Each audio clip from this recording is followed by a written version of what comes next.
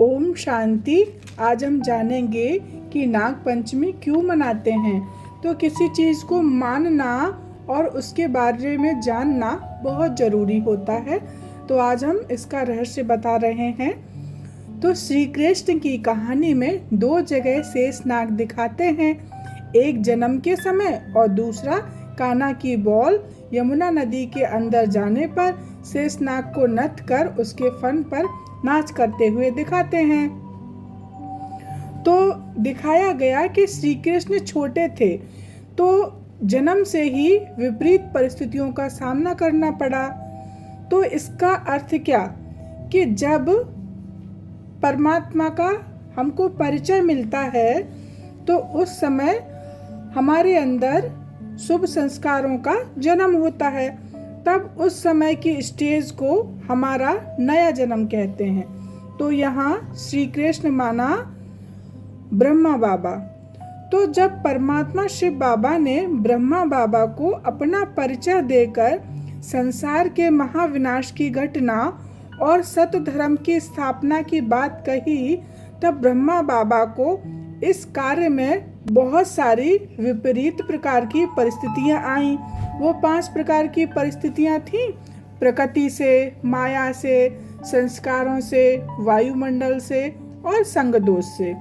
ये सारी जो परिस्थितियां थीं, तो उन सब से बाबा शिव बाबा ने ब्रह्मा बाबा की मदद की।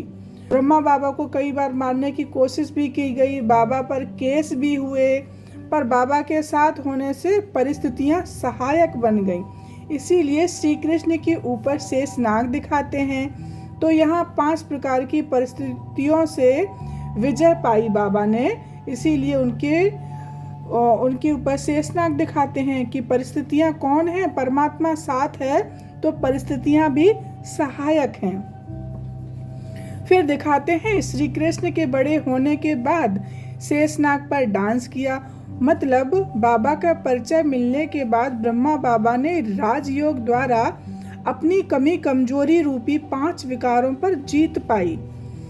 तो फिर बाबा ने बताया कि 5 प्रकार की परिस्थितियों पर सहज विजय पाने के बाद हमें किन 5 स्वरूप में देखते हैं।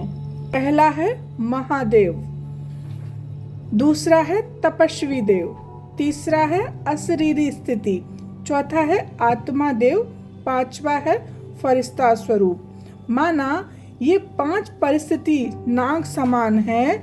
एक भी परिस्थिति हम पर हावी हो गई तो हम अपने लक्ष्य पर नहीं पहुंच सकते। तो अब हम देखते हैं कि नाग को दूध क्यों पिलाते हैं। तो यहाँ नाग हमारे 5 विकारों के नाम हैं जो हमारी जिंदगी में जहर फैलाते हैं और दूसरों की भी। तो 5 विकारों को दूध पिलाने का अर्थ है ज्ञान अमृत पिलाना। तो 5 विकार हमारे कौन से हैं? काम, क्रोध, लोभ, मोह, अहंकार। ये सब क्या हैं? हमारे विकार हैं। तो दूध पिलाने का अर्थ है ज्ञान अमृत पिलाना। अपने कर्मों को, अपने संस्कारों को ज्ञान के आधार पर चेक करके चेंज करना कि मेरे कर्मों से परमात्मा खुश हो, मेरे खाते में पुण्य जमा हो। तो यह एक प्रकृति से व जीवों से भावात्मक जुड़ने का भी त्योहार है। और दूध सावन में ही पिलाते हैं। तो यह संगम को सावन कहा गया है।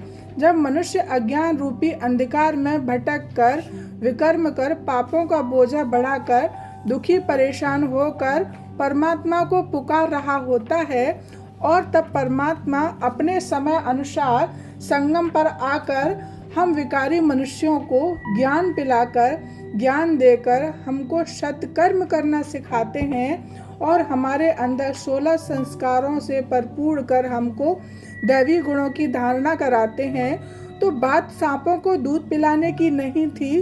परमात्मा ने हम ही मनुष्यों को ज्ञान रूपी दूध पिलाया, इसीलिए नाग पंचमी मनाते हैं। और कच्चे दूध से अर्थ था कि ज्ञान तो सबके पास था संसार में, पर मिक्स वाला, मन मत, जिसे जो समझ आया वैसा बोला, जिसे जो समझ आया वैसा जोड़ा, वैसा काटा। तो उस ज्ञान से आत्माओं में परिवर्तन नहीं हुआ। शुभ संस्कारों का जन्म नहीं हुआ। और जब परमात्मा शिव बाबा इस सृष्टि पर आते हैं तो हमको प्योर ज्ञान देते हैं, तो जो सत्य है, कोई मिलावट नहीं, और जिसके सुनते ही आत्माओं में शुभ संस्कारों का जन्म हो जाए, और जिसके सुनते ही आत्माओं में शुभ संस्कारों का जन्म होकर अपना परिवर्तन कर लेती हैं और संस्कारों से आत्मा श्रृंगार करती है। और जिसने बाबा से ज्ञान सुना, जिसके पास बाबा का परिचय पहुंचा, वह मनुष्य आत्मा शुभ संस्कारों से सजी हुई रहती है। इसीलिए सावन में बहनें माताएं हरा श्रृंगार करती हैं। आत्माओं का श्रृंगार बाबा ने शुभ संस्कारों से किया, तो गुड़ी बनाया, गुणवान बनाया। तो संस्कारों से गुणवान बनाया, माना आत्माओं में क्या हुआ, श्रृंगार हुआ। तो इसी श्रृंगार को माताएं बहनें हरा हरा श्रृंगार करती हैं, हरी साड़ियाँ पहनती हैं, हरी चूड़ियाँ पहनती हैं। तो यहाँ पे आत्माओं के श्रृंगार की बात थी, यहाँ पर बहनों माताओं के श्रृंगार द्वारा दिखाया गया है। ओम शांति। Thank you Baba.